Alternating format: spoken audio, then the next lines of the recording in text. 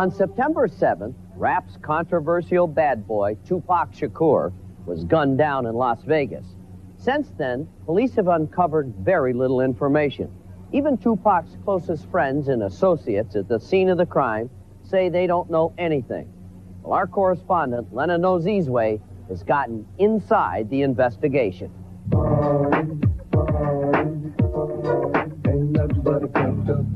The lights of Las Vegas reflect a town born as a gangster's dream.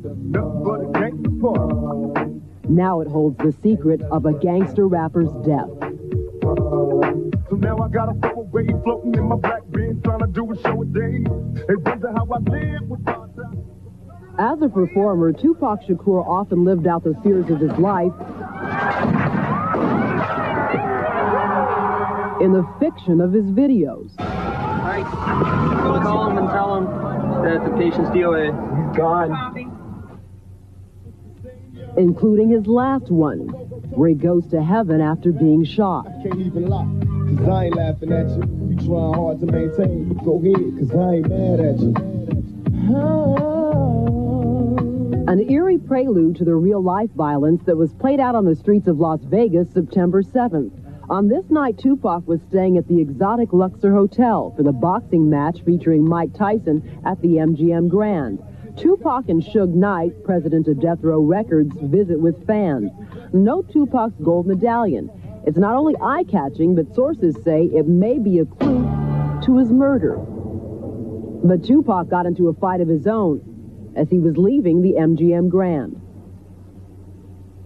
Who was actually throwing punches? It's hard to tell. It's like a pile of people.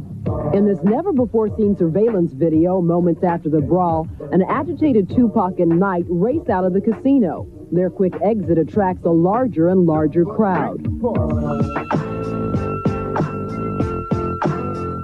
Later, the mood was more festive on the Strip as Tupac and Knight led a convoy of luxury cars filled with associates and friends, all potential witnesses to an approaching white Cadillac, carrying an assassin. This photo was taken just minutes before the ambush. Suge Knight and Tupac eventually end up in this travel lane here. The bodyguard and the three other people with him are in the car behind him. Cadillac pulled up alongside and opened fire right here. As many as 12 automatic rounds blast through the passenger side of their black BMW. The rain of bullets strikes Tupac 5 times. One shot even slices part of the gold ring off his finger. With Tupac mortally wounded, Knight makes a hard U-turn off in the other direction. Mama, I ain't happy here. I've been traveling and smashed for a couple of years. Tupac died 5 days later. He was 25. In this first interview since the murder, Las Vegas detectives tell of their continuing frustration investigating what's become their most notorious case. Close friends, close work associates that have not talked to us or don't want to talk to us or are withholding a lot of information that could help us on this. One of those close friends, they say, is Suge Knight. He's hands-on witness. He's 2 feet away farther than Tupac, and he sees nothing. Has he been cooperative? I would say no. But we spent 3 days trying to get him here. I mean, this is a guy joined at the hip with Tupac. He says that he's his brother, and he wants to solve this case. Maybe a half-brother. He didn't try too hard. One theory is that the shooting involved East Coast-West Coast rivalry of the rap music industry, but investigators don't think so. That East Coast-West Coast stuff was a lot of hype. Las Vegas homicide. I got a message here that you called. It says it's involving the Tupac shooting. America's Most Wanted has learned what may be the key to this mystery, a struggle over some very expensive jewelry.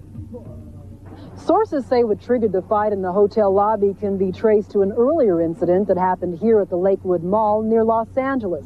They say someone robbed a death row employee of a gold necklace emblazoned with the company logo. They say it's just one of a series of incidents that would lead to the death of Tupac Shakur. Tupac was rarely seen without a big gold or diamond necklace, but this flashy accessory may have been a trophy to some. Rumor has it there was even a bounty on necklaces worn by death row employees. Remember this medallion Tupac was wearing the night of the murder? Well, sources tell us that someone tried to snatch it off his neck.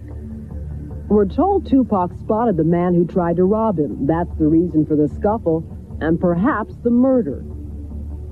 After Tupac's death, gang violence in the Compton area of Los Angeles increased dramatically. There were probably somewhere in the neighborhood of a dozen shootings, at least one of which was a homicide. May have been two. Police struck back with Operation Heatwave, rounding up suspected gang members. Las Vegas detectives came along looking for leads. Among those arrested was this man, Orlando Anderson, who quickly became linked to the Tupac case. Why did his name emerge above all others? He's a person that we were just interested in talking to. Can you say why you were interested in him specifically? No. No.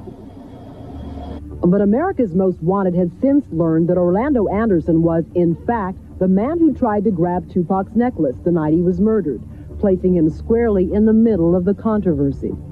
And remember this footage at the MGM Grand? The earlier portion of this tape was shown in court this week during a hearing for Suge Knight on an unrelated matter. Knight looked on as the video portrayed him pummeling none other than Orlando Anderson. Police have not charged Anderson, but sources say he's not been ruled out as a suspect. Because of the reluctance of witnesses, police think they could get a lot further with this case if there were a reward. There's been nothing offered by Death Row Record, which is a multi-million-dollar business. What does that tell you? Well, either someone doesn't care or they're going to deal with it in their own way. I know that some of these witnesses idolize this man, but they obviously didn't care for him enough to help bring in his murderers.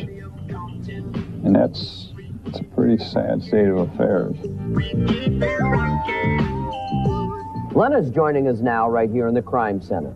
Baffling case, Lena. It really is. Can you tell us what's the significance of the attempt to steal Tupac's medallion?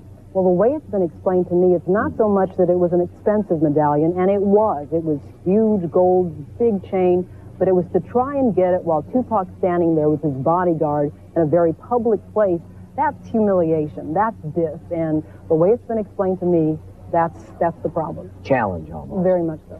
Now, there's been a lot of talk in the media lately about Suge Knight, the CEO of Death Row Records. Correct. Tupac's label. Tupac made a lot of money for that label. There's talk about Crips and Blood, rivalry with Bad Boy Records. Why hasn't Suge Knight put out a reward for Tupac's killer? That's a very good question. I haven't been able to ask Suge Knight because I've tried to interview him through his publicist, through his lawyer, and we haven't been able to arrange for one. The cops say that if somebody did come forward with a reward, it would make a big difference because witnesses are very afraid to come forward. And the police believe that there are witnesses out there. We're talking about a very crowded place. This is just off the Las Vegas Strip. There are a lot of people traveling around there, but people are afraid. Well, the police are saying they're either afraid or they don't want to cooperate. Right. Wouldn't you hope that someone would have the guts to call this hotline because they can remain anonymous and solve this case? Someone needs to come forward because that's the only way this case will be solved. Good job, Lena.